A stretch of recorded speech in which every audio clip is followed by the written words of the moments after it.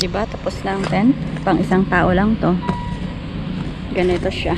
Sa loobes.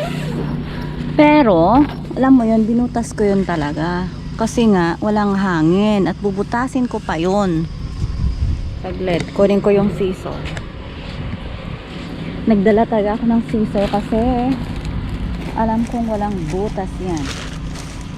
Baka tayo ay madedo dito sa init. Yan.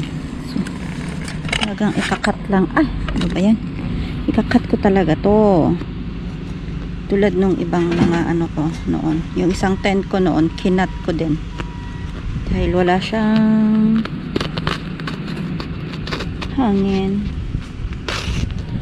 O, diba? As simple as this. Ganyan lang. Tapos ikat ko lang siya dito na konti lang. Ganyan. Para papasok dyan yung hangin. I also bought made me double tape. Ayan. Ay, ano ba yan? Magalaw-galaw. Nagdala din ako ng double tape.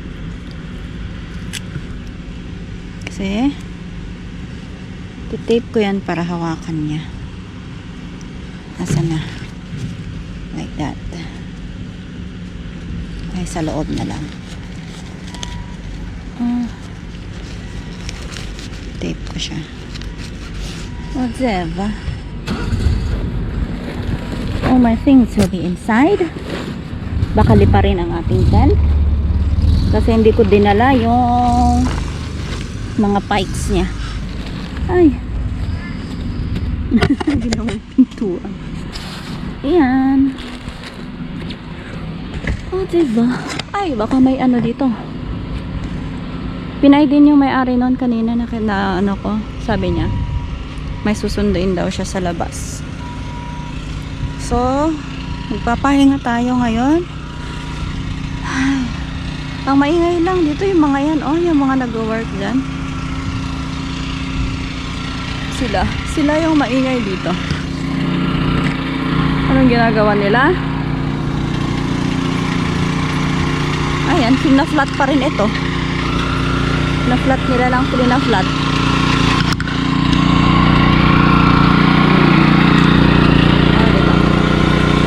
Sila lang maingay dito. Gusto mo ng tahimik pero maingay sila. Wala tayong magagawa. And we will sit. O, diba? Ang laki ko pa compare dito sa tent. Nabudol ako dito eh. Sabi ko, for 4 to 5 people. Ito yung binigay. Pang isang tao, parang kabao.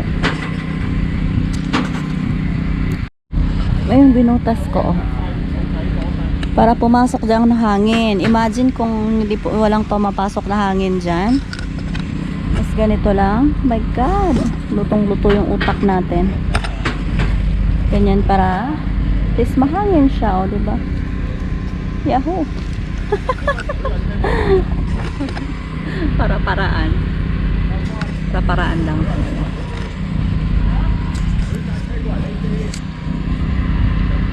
Inaayos na. Inaayos sila. Dilinis ng mga bato-bato.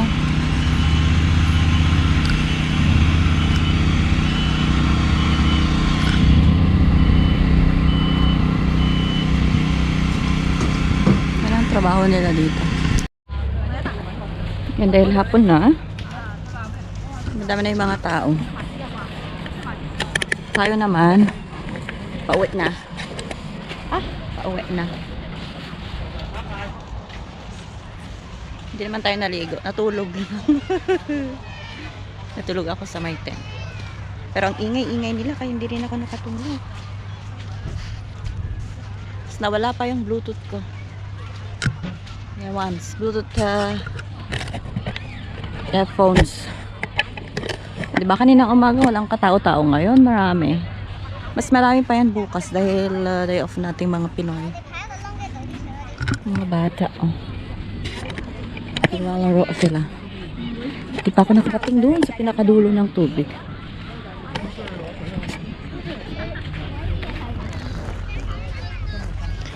Ano ba yung itsura niya sa pinakadulo ng tubig? Hmm. Wala akong balak punta, hindi naman ako maliligo. So, let's go. Yan yung view niya, oh, diba? Ang ganda ng structure dito. Hindi ka magtambay dyan. Sa likod niya, ang ganda ng bundok. Dalawa lang yung lifeguard dito. Kasi maliit lang ang beach. Ang oras natin ngayon, mag-alas 5 na ng hapon.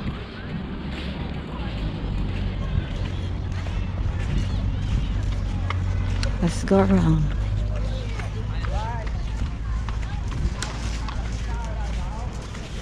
Swimmers are advised to stay alert as jellyfish and sea urchins have been recently in the water near the beach. May sea urchin at jellyfish invasion. May nakalusot sa nets. Ganda talaga ng bundok, oh.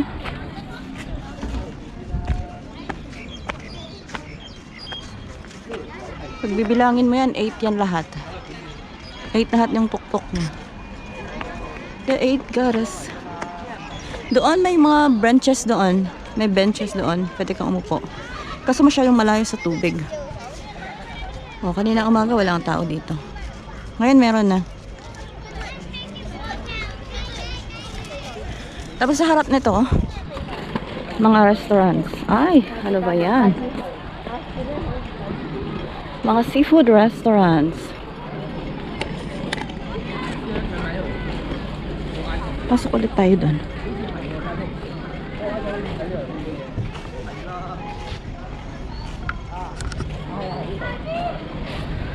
Kasi may nakita akong daanan doon, exit, di ba, kaninang umaga. So, let's go.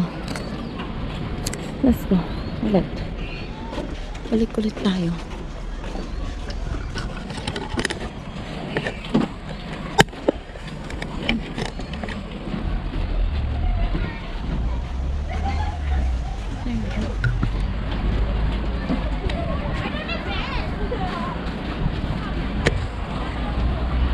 Tamitok. Yada! Tamitok.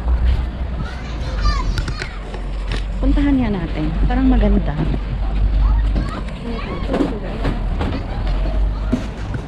Parang ganda ng tamitok. Lakarin natin pupunta doon. May oras pa tayo. Mga 10 minutes siguro. Doon din tayo magbabas pabalik ng Taipo Market. Ito yung daan nakita ko kanina. Akala ko pababa sa beach. Eh, hindi pala siya pababa. Palabas. Palabas siya. Ayan. And then, we go here. Bus stop. We will go there.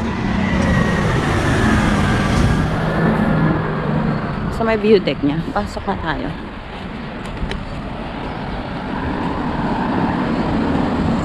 Yan. Diba? Doon tayo kanina eh. Doon tayo kanina. Kaya lang walang daan paakyat dito. Kailangan luliko ka pa talaga. Nandito naman sa kabila. Tanim silang mangroves. Mga mangroves dyan sa baba.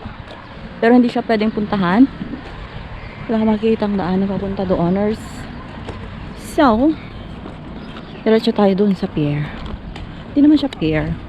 Hindi ko lang tawag dyan. Here we are. Beach. It's beach.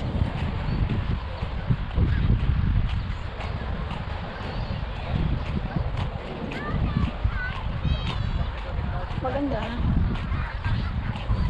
Ha?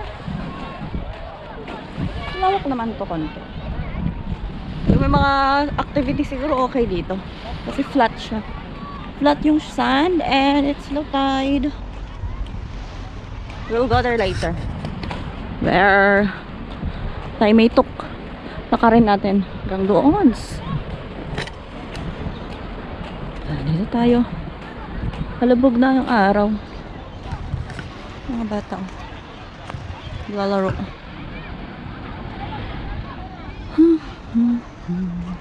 Medyo marumi yung tubig dito. Honestly. Sa mga magbabalak maligo dito, medyo madumi yung tubig. Marumi siya.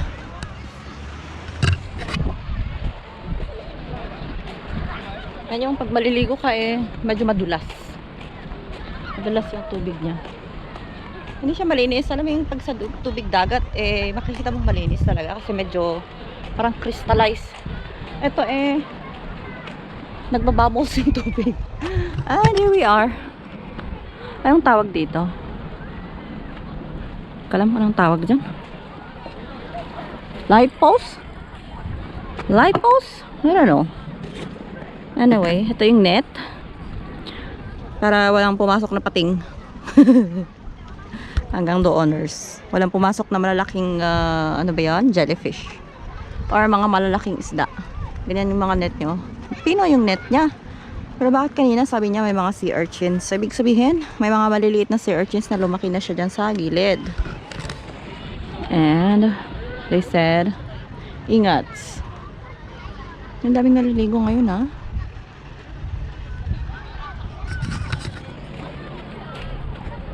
Sana mag-selfie dito.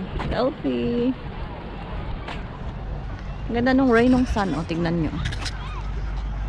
Parang siyang gumaganon. I don't know if you can see it. Pero ganun ang itsura niya.